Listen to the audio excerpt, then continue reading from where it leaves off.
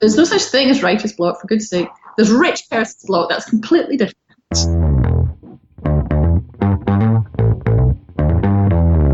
You're listening to the Author Stories Podcast, bringing you the story behind the stories and the storytellers. Margaret White, Terry Brooks, Sheena Kamal, Matthew Quick, JT Ellison, Walt D. Williams, Brad Thor, Corey Doctorow, Brandon Sanderson, Robin Mott, Ernest Klein, Jim Butcher, Sherwin Harris. Visit hankgarner.com for archives of all the shows. Today's guest is Jenny Colgan.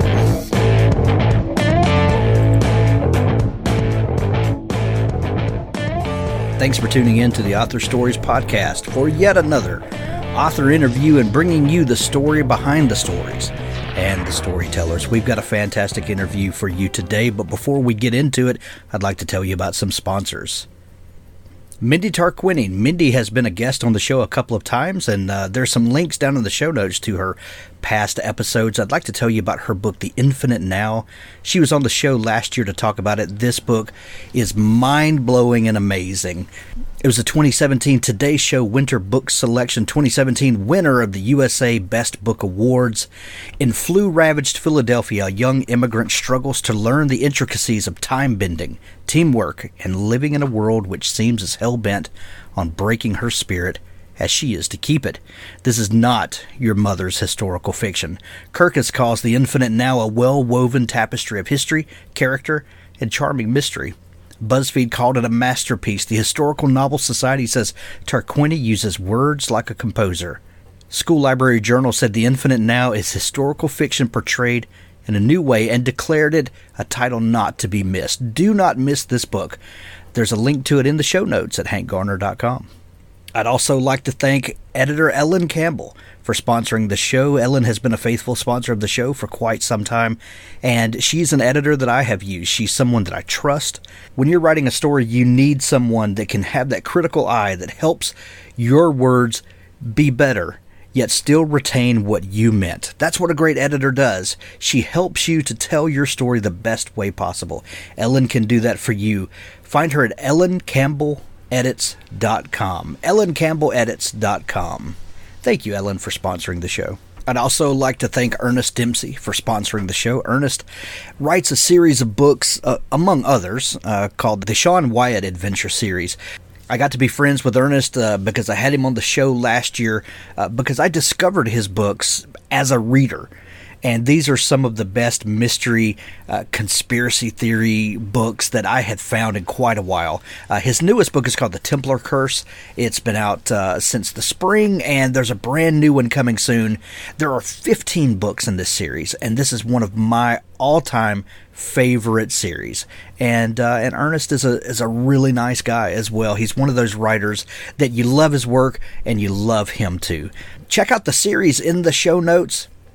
The Shaun Wyatt Adventure Book Series by Ernest Dempsey. Stay tuned after our great author interview for an audiobook clip from Richard Gleaves' The Jason Crane series. Well, thanks for joining me again for the Author Stories Podcast, where I bring you the story behind the stories and the storytellers. Today, I'm really excited to have Jenny Colgan on the show with me today, and she has a fantastic new book called Christmas on the Island. Can you believe we're talking about Christmas again? Where has the year gone? Welcome to the show, Jenny. Hi there, it's really nice to be here. Well, thank you. Thank you for joining me. We begin each show with the same question, and that question is, what is your first memory of wanting to be a writer or storyteller? Oh, goodness. Well, I didn't really. I was just a reader. That was all I wanted to do, was just read all the time. So this is the closest job description I could find. So I vividly remember I was a library reader. My mother used to take me. We didn't have a lot of money, so we didn't have books in the house. And I just wanted to. It was quite a small library, so I figured I would read everything there, and then I would read everything in the world. It was a real shock when I found out I wasn't actually going to get to read everything in the world. Although I'm still trying, there's still time. Yes. The What I never like to do is add up how many years you're likely to live and divide it by how many books you're likely to get through. It's really upsetting. It's very upsetting. And that's why I never finish a book I'm not enjoying. There isn't time. There isn't time. True. And the sad realization is that the older you get, books are published exponentially, and there's the pile keeps getting bigger and bigger and just keeps pushing farther away from you. It's kind of sad. You told me this was like a really jolly podcast and we just had some fun. And now we're talking about our inevitable mortality and we're like 2 minutes in. Fantastic. Yeah, exactly. So that's all for today, folks. The world is futile, and read a book while you can. While you still can. I love it. So what kinds of books were you really into, or was it just anything with words? Yeah, I mean, the thing is, when you're a kid with limited access, so there's a restriction. You could only take 4 books out of our library per week, and so I would read anything. Books about how to do magic tricks that I would never do, or origami, or we have our Girl Scouts here called Brownies. Right. And I read the Brownie Guide Handbook about 9 times, and I never was a brownie, and I never wanted to be one. So I'm still very Catholic in my tastes, really. I'll go from non-fiction to fiction to just whatever I feel like, really. I'm quite suspicious of people that won't read one type of genre or other. I always think they're not quite real readers. If you won't read the back of a cereal packet in a desperate situation, that's right. You're not a proper bookworm as far as I'm concerned. That's right. And I love that you are very open-minded when it comes to genre. I am too, and that's one of the reasons that we have authors on the show from just across the genre spectrum. Because I read everything that there is, and we can learn so much from each other. A mystery thriller writer can always stand to have a little romance in their books, or a cozy mystery writer could stand to amp up the tension every now and then. We can all learn from each other. Yeah, quite. I mean, I'm not always convinced that I believe in genre, really. Right. I just finished the new, J.K. Rowling writing as Robert Galbraith, and right. That's a kind of technically a detective thriller, but it's a massive romance, that's fundamentally what it is. And so, I just like good is the only genre I'm particularly interested in. Yeah. Well, genre helps us to find our way around in the bookstore. Oh, for sure, yeah. And that's really about it, and when it comes to, because life is multi-genre, it would be pretty boring if life only manifested itself in one way. Well, quite, yes. I think the cover's a good gauge to judge what kind of mood you're in. Yeah, exactly. So at what point, Jenny, did your love of reading turn into, I'm going to make stories up of my own? I never didn't, but I didn't. I grew up in a kind of small fishing town on the west coast of Scotland, and it's not really the kind of thing that people from where I come from do. It's kind of thing for city people, or maybe I don't know, very privately educated people, or it just wasn't something that I thought was on the cards for the kind of upbringing or the kind of person that I was. So it wasn't really something that I considered. It was like, I'd like to be a writer, but I'd like to be like an Olympic gymnast. It's the same kind of thing. I'd like to be a nice dancer. And then I moved after. Then I went to university, and there was lots of people there who were very ambitious journalists and that kind of thing. And I didn't think that was for me. And I moved to London, and I was very interested in comedy, stand-up comedy. And a lot of people that I knew then just went for it. They're just like, yeah, we're just going to be comedians. Why not? And that kind of concept of why not, kind of sod it, let's just have a shot, was really, really made a big impression on me. And I'd always written, but, terrible poetry and that kind of stuff.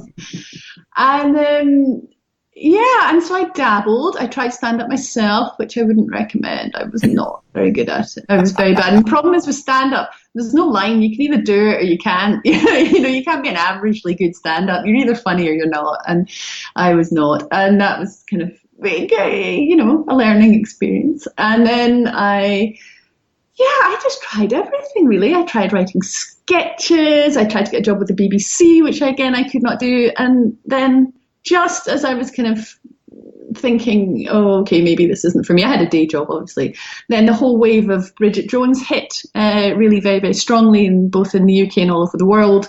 And suddenly the publishers were really on the lookout for young kind of comedic authors in that kind of line. So my timing was good. Really, my timing was really good. So the usual kind of overnight success story was, obviously I got rejected from everything else I was doing and then hit the right desk at the right time, which, I mean, there's luck in all of these stories, and that was mine.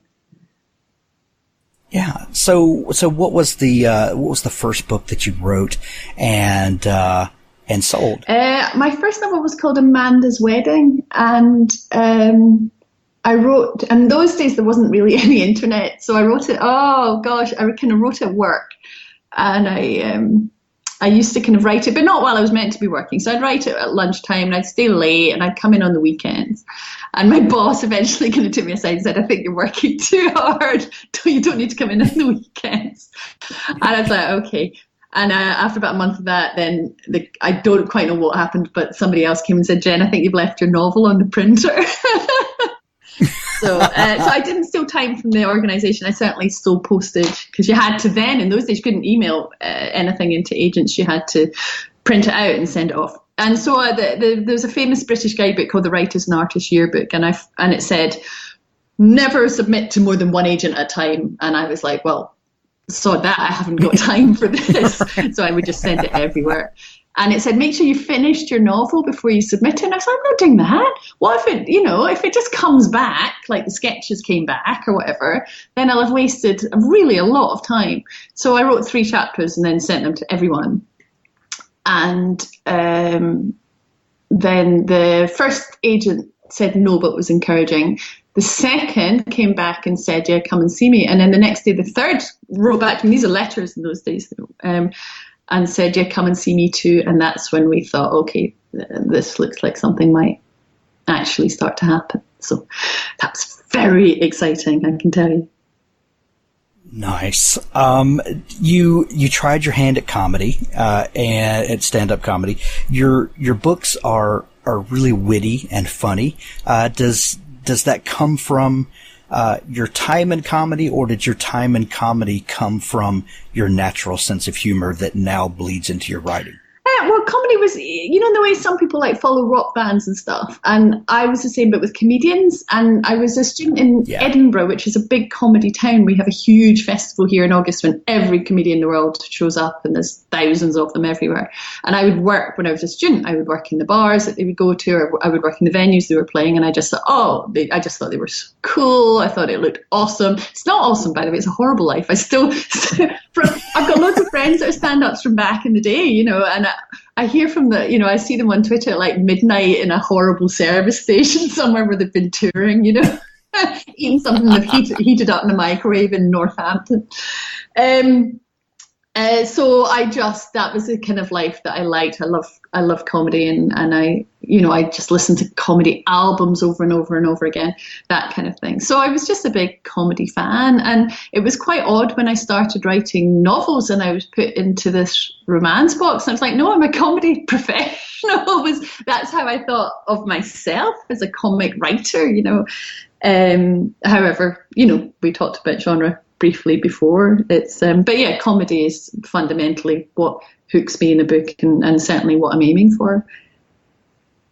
Yeah, I'm a big fan of comedy as well, stand-up comics especially, and just the timing and the rhythm of the delivery. That if you start to kind of pick that apart, and it kind of becomes a part of your writing, and looking for ways to turn a phrase or to make people think of something mundane that they've seen a million times, but look at it in a different way. I think it's a great thing for writers to study stand-up comedy. Oh, I agree. And also, you never meet a nerdier crowd either. They're all good at maths. Right. Yeah, no, I absolutely agree. There's something very, very granular about, the ability to take a shared experience and look at it in a fresh way. It's a real skill for people that are good at it. It's a joy. Right. So that first book that you published, Amanda's Wedding, tell us about that. What was the book about, and where did that book come from? What was it about? It was about, I think I was in my mid-20s when I wrote it. And I think it was at that point where, people start to pair off and you start to get a certain amount of anxiety about, whether you're going to meet someone. And it's about, someone they don't like marrying somebody they do. And they try and disrupt the wedding. Gosh, first novels, I suppose you talk to people about this all the time, but the kindest thing you can ever do to a novelist is not read their first novel. Because they're just very gauche and very kind of, fresh, and they use a lot of their own personality characteristics. It takes a while to develop a kind of confidence that you can write someone made up and that people will believe in them. So yeah, it was a fairly kind of traditional romantic stop the wedding kind of a comedy, and it was funny. I knew it was funny. It reflected a lot of my life at the time. My first couple of books did, and it was daft. Yeah, I couldn't. But yeah, I haven't read it in a long time. I dread to think. Well, that begs the question then, 26 books later, how do you feel like you have grown as a writer since then? I think you just trust your audience more. You trust yourself and you trust your readers. And, I've become a lot more confident about I don't break the wall very often, but I will occasionally just come out and say, come over here, look at this, and just that I have, I have confidence that I will be able to make people that you care about, just because I've been very lucky with my career, and I've had a certain amount of success that's been quite consistent throughout my career.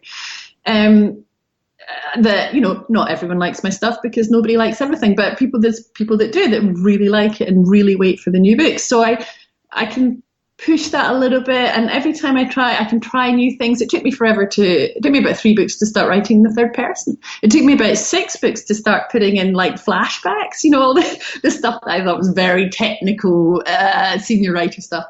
It took me a long time to feel confident in a book enough to have a death, to kill someone, and to do slightly more different difficult things. The other thing I would say is, just as I've got older, you experience more life. So in my early books, it's all people my age, because when you're young, that's the only people you can see. Everybody else, if you ask my 13-year-old how old an adult is, he's got no idea, because everyone who's an adult is just an amorphous mass. Just like to me now, everyone who's under 30 just looks the same. And so, you kind of collect life stages, you live more in a community, you're just a bit more experienced. I without blowing my own trumpet, I think I write children well, and I like to write children. And so you just get you just learn a bit more about the world as you go on, and you're less narrow, I think, in your interests. Yeah. Now, in addition to the romantic comedies that you write, you also write children's books and science fiction. Yes. Science fiction is you've written quite a few Doctor Who stories, and then a couple of books that are kind of geeky comedies. And it seems to me like you like to kind of poke fun a little bit at our geekiness, while respecting it at the same time, like allowing us to laugh at ourselves a little bit. Is that part of your intention at all? Well, I mean, I couldn't be poking fun at anyone, really. It's a community I'm very much a part of. I don't think you get much geekier than being a Doctor Who writer, to be honest. Right. So it's an awareness of the world that I'm in, but it's done very much from a position of absolute affection, I would hope. Right. And kind of respect for the genre, but not necessarily respect for the conventions of the genre, for sure. I'm not, very rarely have like characters whose only characteristic is like a surname. Well, and also, if you're looking at the kind of classic, if we're to talk about the very classic, cliched version of science fiction, where it's all kind of, if you're an alien or from a different species, you would be very serious all the time. Can summon him to the bridge. Why, yes, sir, I shall. That kind of, yes, I do find some elements of it quite funny, just because I grew up watching so much of it. How do you approach writing these kinds of stories differently than you do kind of your mainstay books? No, I don't really see a difference at all, really. I'm just taking people for a walk, really, and seeing where we go. The big difference is writing for Doctor Who, which obviously belongs to somebody else and has physical people involved in it and lots of rules and regulations. But when I'm writing sci-fi, for me, the process is the same. I just kind of blow up more stuff. I still have trouble killing people in either iteration. I have real trouble with it. The kind of, go down to the planet. Oh no, he's dead. That's fine. We'll just get over it. I have a lot of trouble doing that. But so does Stephen Moffat. So. Right. So your newest book is Christmas on the Island. And it's one of your romantic comedies, but this one obviously is set around the Christmas season. What was the inspiration for this book, and why did you choose to tell a Christmas story? Well, I like, the Scottish winter is, particularly the further north you go, it's pretty much stays dark all the time. So Christmas is a really big deal to us, the light and the just the kind of sense of celebrating, because outside it's very inhospitable this time of year, or not this time of year, but as we get into Christmas. So I like writing about that, and it's Britain makes a big fuss anyway at Christmas time, so that's always kind of nice. And this kind of carries on stories about an island called Mure, which I've worked on before, and we have there's a Syrian refugee who works as a local doctor. There are some Americans who've been in developing it, as happens fairly regularly. And it's just a whole kind of cast of characters coming together at a special time of year. And it is funny, but it's very sad. Oh, it's really sad. It's very sad. It is. Who are some of the characters that we meet in this book? We have Saif, who is who's the refugee who isn't used to Britain at all and isn't terribly used to being cold all the time. We've got Lorna, who's the headmistress of the local school that she's trying to keep open, which is hard. It's really hard to keep people raising children on small islands, because it's, life is complicated. There's Flora, who's been in the city working as a lawyer until her mother died and had to come back. And she said, I'm never coming back to this tiny place. And of course she has come back to it. There's Colton, who is American, I will imagine you can guess, who came over to develop the island as a kind of golf course and has rather fallen in love with it and with Flora's brother and has stayed. So it's a kind of story of people that live on the island, and they interweave and they're related to one another, and it's just how they all get along. How does the setting of the island and Scotland in general, how does that affect the story that you tell? And do you feel like that the island really sets the pace and the tone of the story? Oh yeah, I think so. I mean, we're in rural Scotland. We have kind of small communities, and you do have to rely on each other. The weather can get fairly fierce. You're often not terribly close to a hospital. You're quite cut off, which sometimes is wonderful, and sometimes is kind of, can be a little bit tricky. And so, yeah, absolutely. The landscape of Scotland, I think, affects all Scottish writers, really, whether you're looking at, Ian Rankin's Edinburgh or even Irvine Welsh's own view of it. It's something that's very important to Scottish people, and the climate and the the beauty of the landscape are something built very deeply in, as are the long old bonds of kind of, there's families that have worked the land for very, very, very long periods of time. So, I think that imbues everything I do with a genuine sense of a place that is kind of wonderful, but also has its challenges too.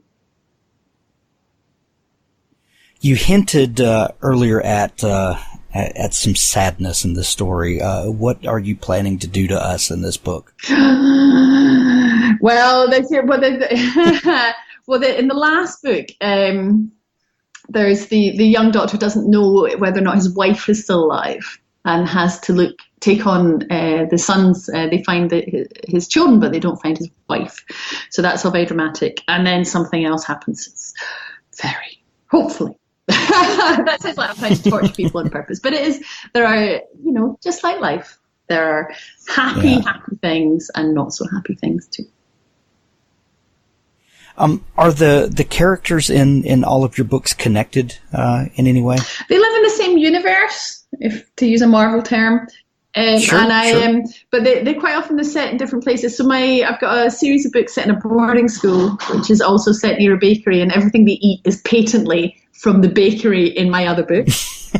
For ages there was an estate agent, because quite often I like to uproot people in my novels. So, people start in one place and then they have to travel to another place, which is not an uncommon way to start a novel.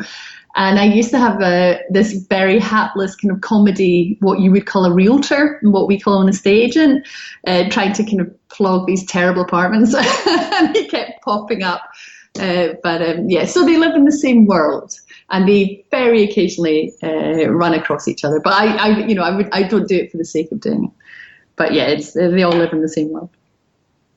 But having that established world and kind of unique boundaries and shared places like the bakery, does that help in the storytelling when you dream up some new characters and some new plots and you think, well, I could put them here, and maybe this other character walks past the shop and sees them doing that. Does that help in your mind of building the stories? I tend to start with loads of people and throw them in, and then they get thinned down depending on who I like. You never quite know who's going to become important and who's. I think what I'm always looking for, as well as the scenery, and I talk about food and local produce and terroir, and there's a lot of that kind of stuff as well.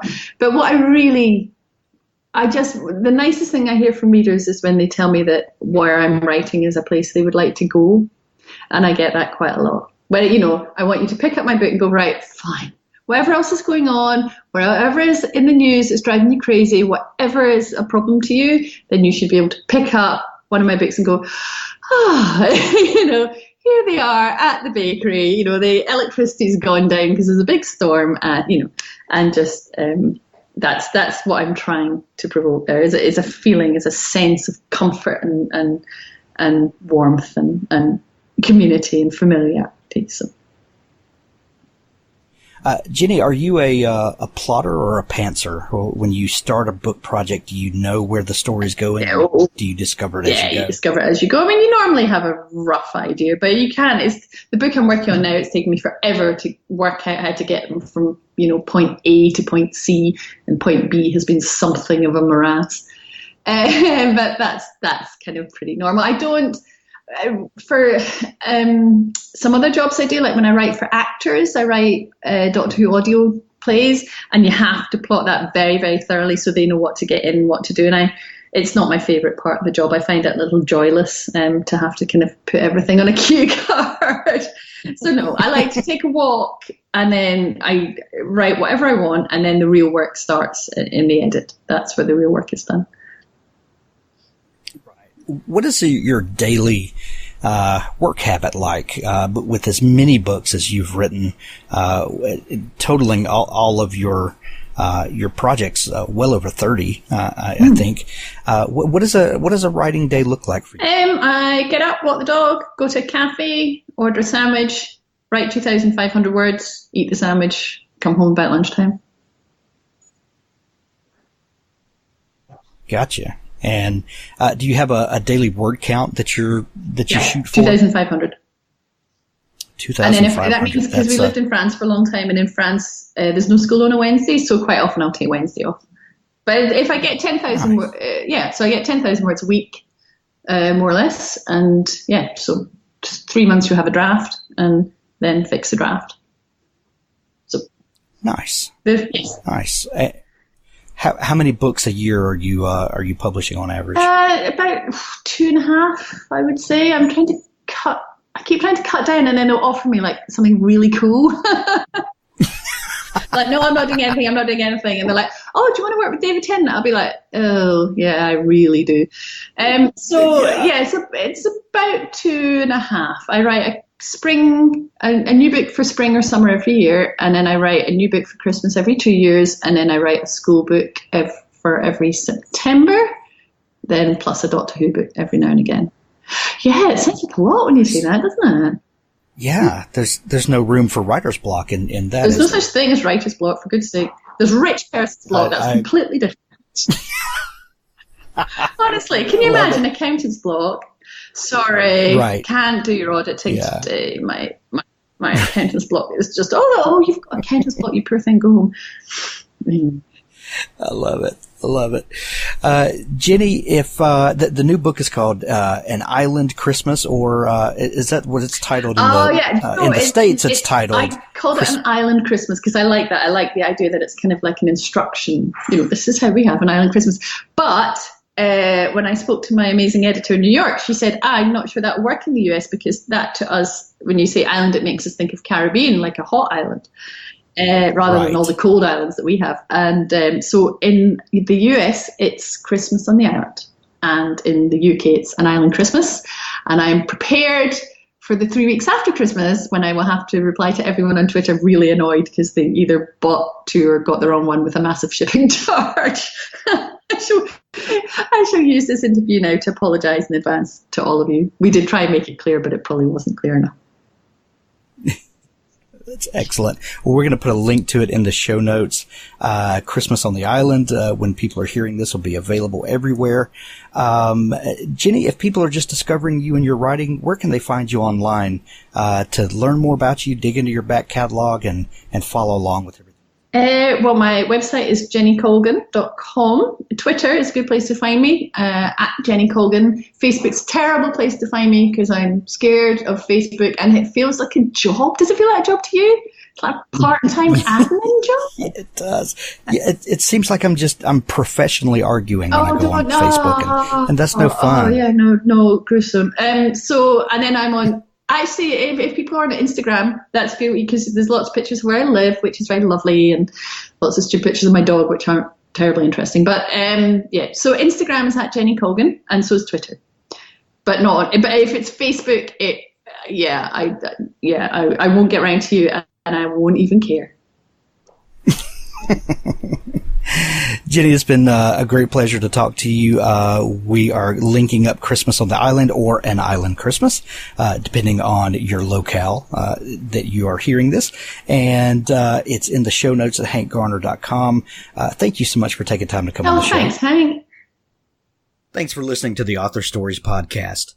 For more great author interviews like this one, go to hankgarner.com and dig through the archives. There's something there I know you'll love. Now stay tuned for a special audio clip from Richard Gleaves' The Jason Crane series. No use crying over spilled milk. Eliza hated that cliché. She'd grown up a cliché, her life a bowl of cherries, duck soup, easy as pie, child's play behind a white picket fence.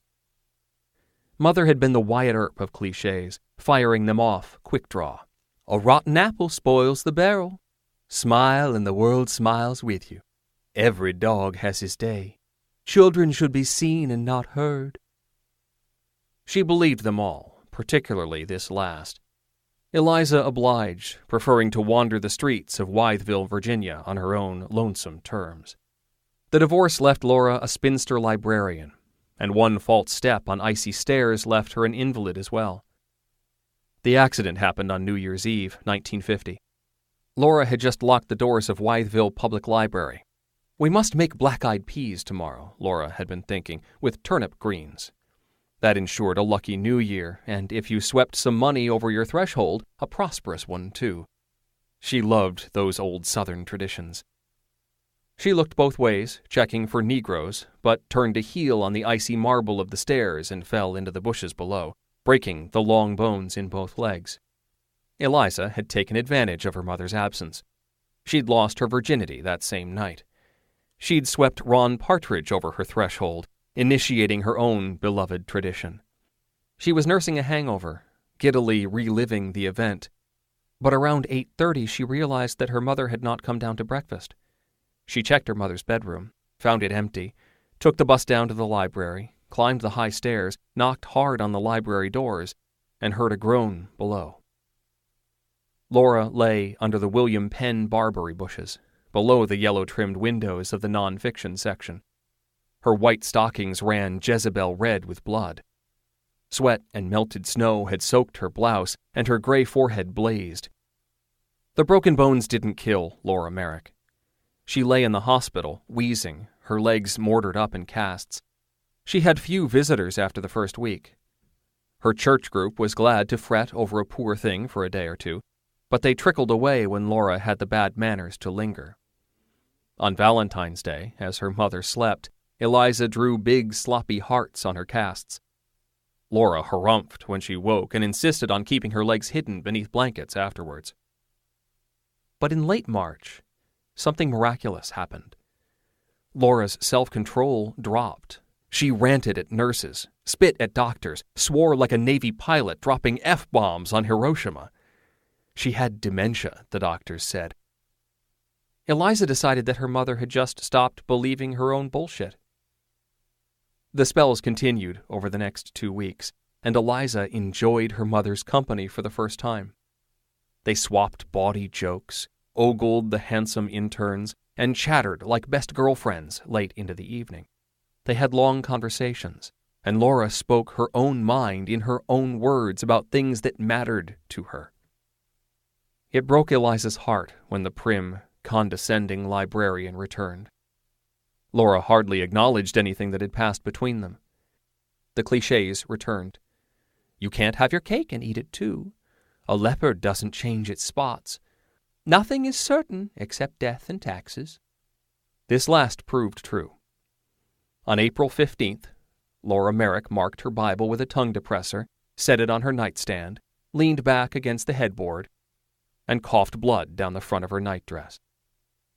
Eliza found her that way, dead as the proverbial doornail, and yes, the blood was thicker than water, just as her mother had always said. Much thicker than water, in fact, perhaps as thick as molasses in January.